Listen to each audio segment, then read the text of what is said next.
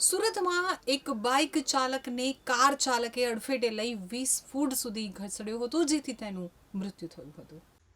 સુરતમાં સરથાણા જકાતનાકા અતિથિ રેસ્ટોરન્ટની સામે બાઇક ઉપર જતા રત્ન કલાકારને કાર ચાલકે અડફેટે લેતા ગંભીર ઇજાને પગલે તેનું મોત નીપજ્યું હતું. મળતી માહિતી અનુસાર યુવક સરથાણા ખાતે આવેલા નરમળ નગરમાં મંડળના પૈસા ભરવા માટે જતા હતા, ત્યારે રસ્તામાં અકસ્માત નડ્યો હતો. સમગ્ર ઘટના સીસીટીવીમાં કેદ થઈ જવા પામી છે. સરથાણા પોલીસ દ્વારા હિટ એન્ડ રનનો ગુનો નોંધી અને કાર ચાલકની શોધખોળ હાથ ધરી છે. મૂળ અમરેલી જિલ્લાના સાવરકુંડલાના વતની અને હાલ સુરતના સરથાણા યોગી ચોક ખાતે આવેલ યોગી ધારા સોસાયટીમાં 39 વર્ષીય રાજેશ બાવચંદભાઈ ઉકાણી પરિવાર સાથે રહેતા હતા અને હીરાના કારખાનામાં રત્ન કલાકાર તરીકે નોકરી કરી પત્ની, એક પુત્ર તેમજ એક પુત્રી સહિતના પરિવારનું ભરણ પોષણ કરતા હતા. ગઈકાલે સાંજે રાજેશભાઈ બાઇક ઉપર સરથાણા વિસ્તારમાં આવેલ નર્મળનગરમાં મંડળના પૈસા ભરવા માટે નીકળ્યા હતા.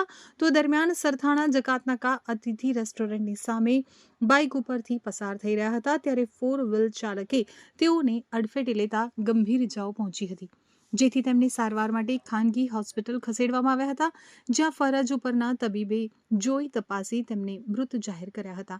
આ અકસ્માતની ઘટનાના સીસીટીવી સામે આવ્યા છે, જેમાં રાજેશ બાઇક ઉપર અતિથિ રેસ્ટોરન્ટની સામેથી નીકળી રહ્યા હતા.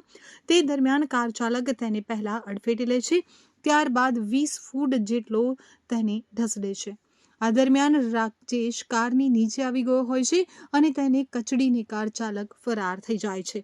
કાર ચાલકને જાણ હોવા છતાં પણ ભાગી ગયો હતો.